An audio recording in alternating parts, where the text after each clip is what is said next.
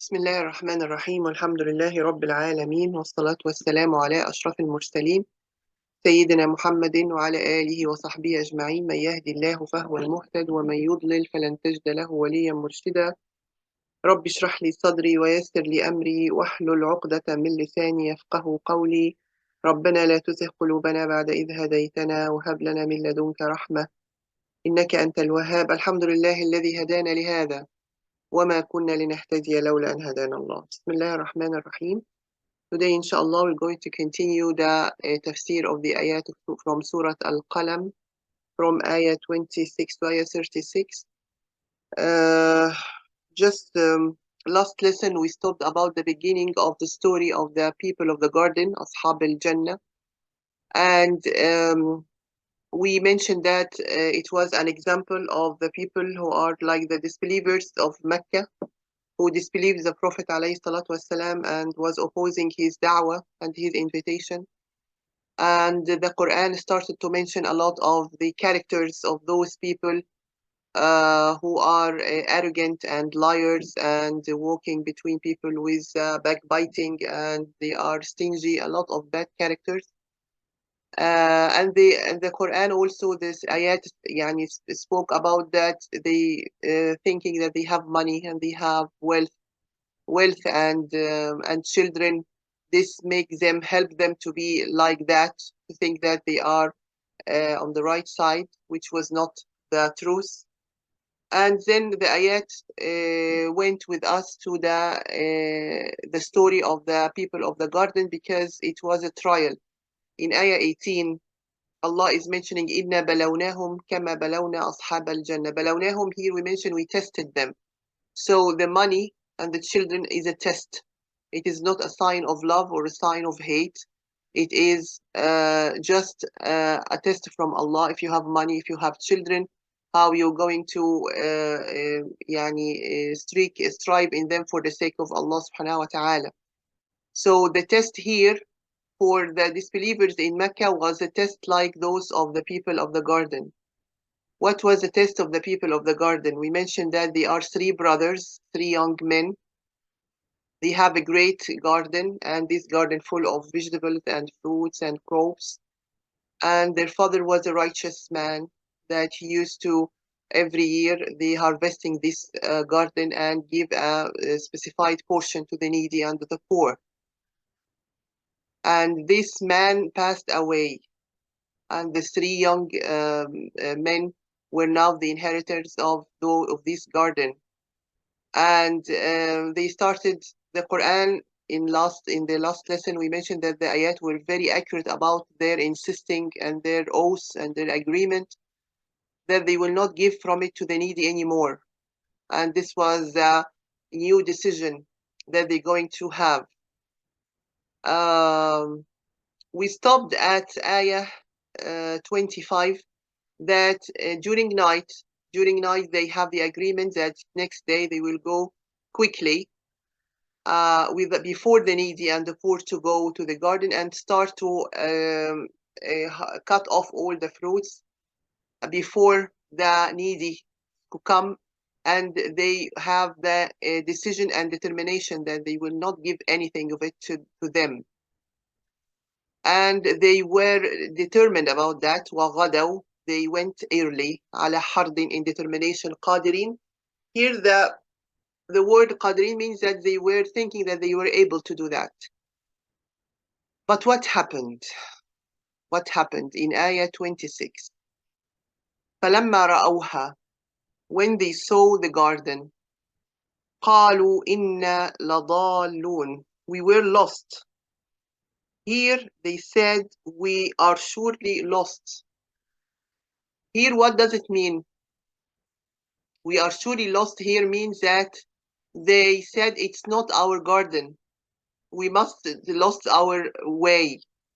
Yani here you can feel how much to the last moment they are not having any suspicious that anything wrong will happen to this garden. So when they saw it ashes, after Allah subhanahu wa ta'ala sent on it a storm or a fire that bring all the crops to be dark and dry, and kastarim, as we mentioned, kastarim, yeah, dry and dark.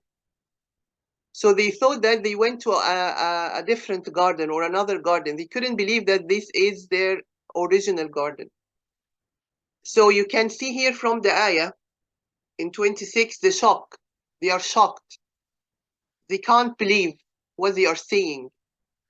They have all the agreements and everything is going on as they are want to do, and they have the plan in their mind, but suddenly all this turned to ashes. So in ayah 26, they realized that. They realized that this their garden, and they had the shock already. Oh, بل نحن محرومون. We have been deprived. So in ayah 27, you can feel this is the realization of the shock, that this is, but we have no portion and no share of harvest. We are deprived of the fruits. Then ayah 28, قال أوسطهم. قال أوسطهم means the most moderate. يعني it's here has two meaning actually in the tafsir. The word أوسطهم, أوسطهم among them, Ibn Abbas mentioned that the most just of them and the best of them, يعني اللي هو أوسطهم. And other tafsir said it is the middle between them, يعني the middle brother between the old and between the young. But according to Ibn Abbas, it's better to take this tafsir, that the most just of them, يعني. He told them, ألم أقل لكم. Here he told them, didn't I tell you? Why don't you تسبحون لولا تسبحون? Why don't you say if Allah wills? Because you remember that during their meeting they made an oath that they will take each or the fruits of all the garden without exception. ولا يستثنون. So from the tafsir of without exception, two tafsir actually. Without exception means without exception for the needy, and without exception by saying inshallah or by God will. So when they saw the garden ashes, this young brother, he told them, I told you to say by God will. We're going to have the harvest tomorrow by God will, or inshallah. He mentioned that this is because they didn't say inshallah. But what you think? My question to you. Why this happened to the garden? Who can tell me? Because they were not including the poor in the harvest, Yeah, and they were being yeah. This is the equation. This is the equation. They are not having the intention to include the poor and needy, and the provision of Allah subhanahu wa ta'ala to them by this garden is, you can feel from the story that it is associated with giving the poor and the needy. So this is very important to know, that if Allah subhanahu wa ta'ala is providing you or is giving you a provision, in order to keep this provision, and as much as you can, you have to make a portion for the needy, either sadaqah or zakah, whatever you can, that Allah subhanahu wa ta'ala will keep this provision for you, as it is associated. If you will be stingy and you will not give for the poor and the needy, the provision of Allah subhanahu wa ta'ala will not be continue with you. This is one of the lessons that we can understand from this part. And also, as we mentioned, by God will is very important, that before doing any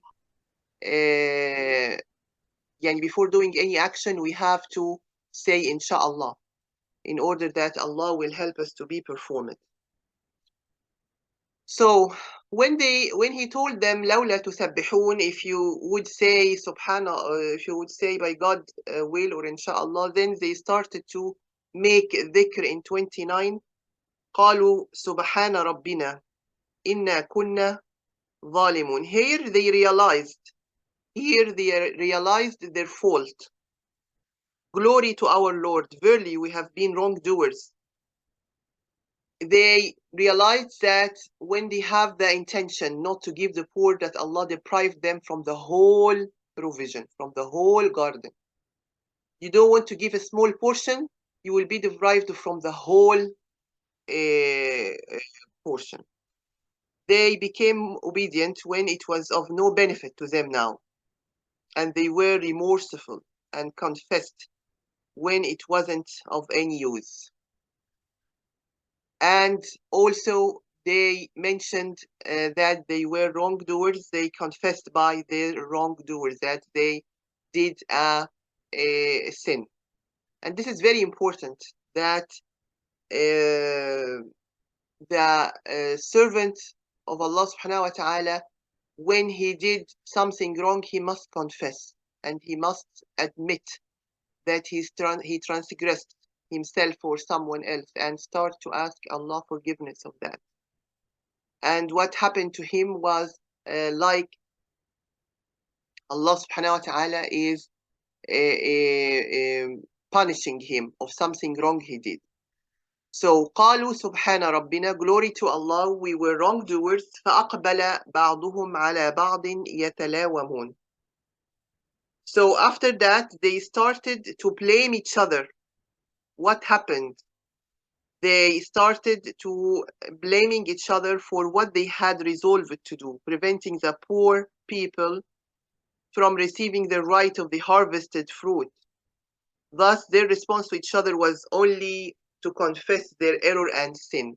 Yani, in other words, why we did that, how we could think, when you have something wrong happen to you and you start to recall back the events, why I did that, I shouldn't do that, and they start to recall back, which is very important actually. It's very important when you have something wrong and have a wrong result, that you have to revise back what was the reasons in order to reach the solutions. And it's called actually in the science of the development, the root cause analysis. Root cause analysis, that when you did something wrong or have something wrong, bad result, you have to recall back what was the original reason for that. And the original reason was they're greedy, and they became greedy at a moment, and they want to take all the money and all the harvest for themselves.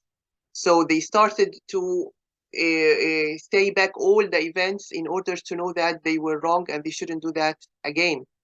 So this is the aim of that. They start to blame each other.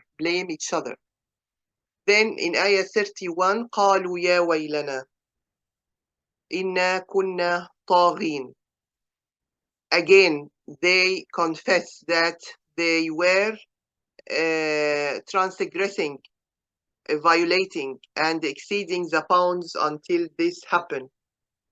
So here, the first they mentioned that they were transgressing, إِنَّا كُنَّا ظَالِمِينَ, wrongdoers, and then they confirmed but by إِنَّا كُنَّا طَاغِينَ. Yani means that exceeded, طاغين, exceeded the bounds, exceeded the or approaching the boundaries of Allah subhanahu wa ta'ala. طاغين, it comes from the word طغى in Arabic, which means over or exceeding the boundary. When you have, for example, a cup of water, and you start to pour the water in the cup and the water starts to be poured outside the cup, this is called the طغى الماء, or the water is being outside the cup. So they being crossed the boundary of Allah subhanahu wa ta'ala order. Then they started to make dua to Allah subhanahu wa ta'ala to remake them back or to recompensate them back. Asa Rabbuna, we wish. Here Asa means we wish, and or perhaps, or we hope that our Lord will give us exchange better than it. يُبْدِلَنَا خَيْرًا مِنْهَا. We hope in our Lord. Inna ila rabbina raghibun. Yani they were hoping for its reward in the better exchange in this life. This is one tafsir. And the other one, that they were hoping for its reward in the abode of the hereafter. So they wished that they have خيرا منها, better than it, in the hereafter or in the life. Both tafsir is present here.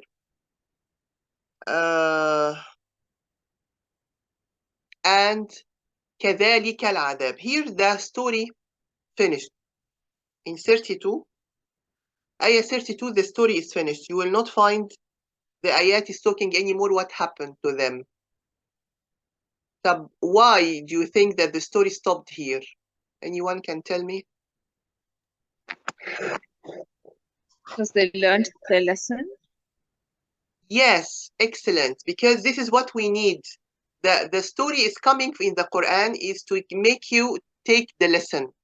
It's not the story for the story that you have the details and what happened and next day, and it's not like that.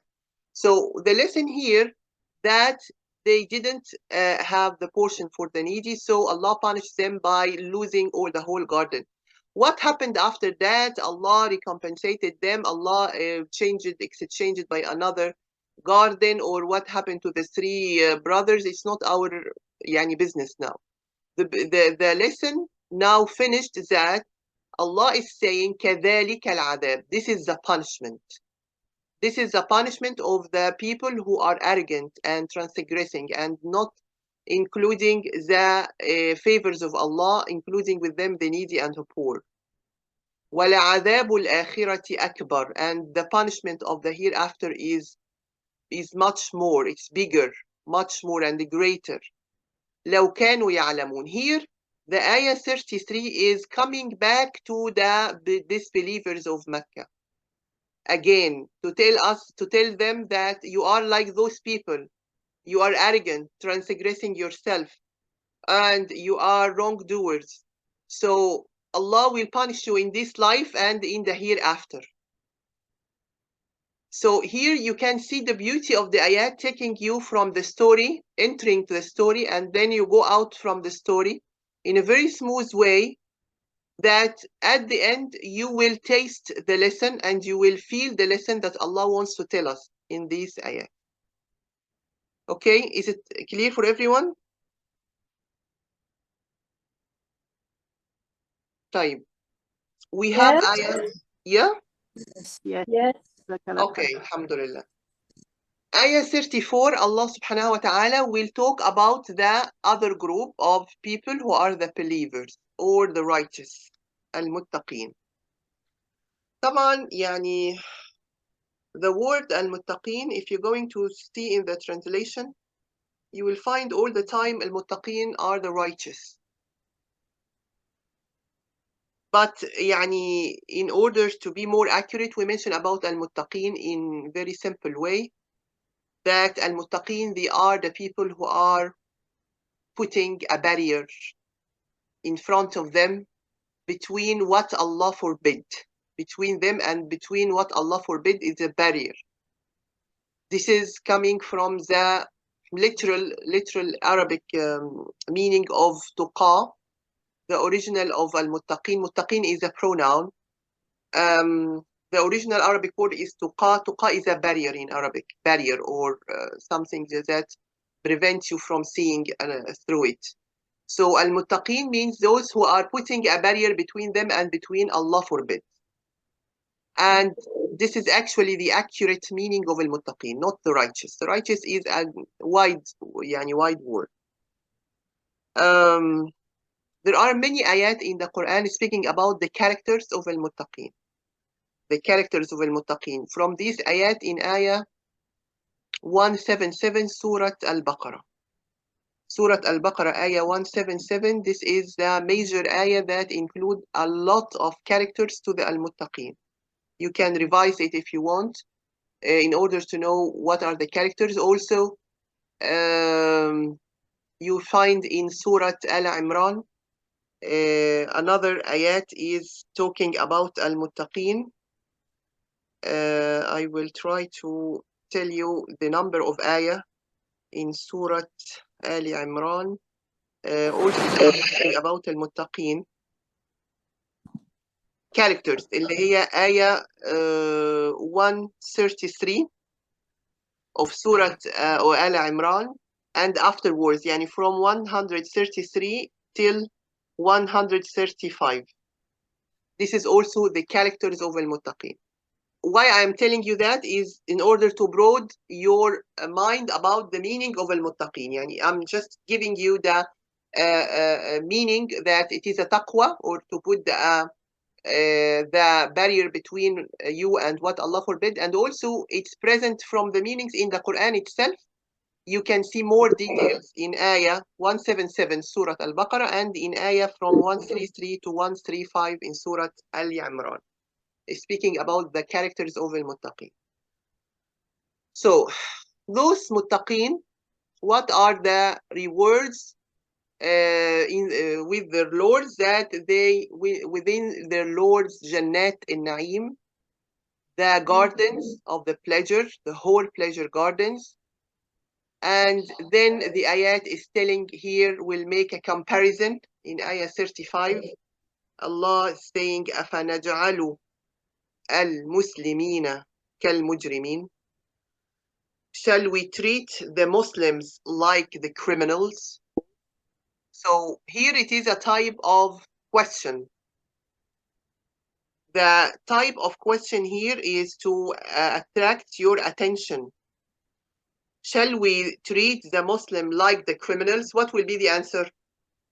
Yes or no? No. No, of course. So here the Quran is questioning you. When you are reading Quran here, Allah is telling you, do you think that Allah will treat the Muslims like the criminals? So you will say no. Then Allah will mention in the next ayah, مَا لَكُمْ كَيْفَ تَحْكُمُونَ. What is the matter with you? How to judge? Here, the answer for you as a believer, you will say no. The Muslims are better and will have a better fate than the criminals. But if this question went to disbeliever, what will be the answer, do you think? Now, if you ask a disbeliever and tell him the Muslims like the non-Muslims will have the same rewards, what he will say to you?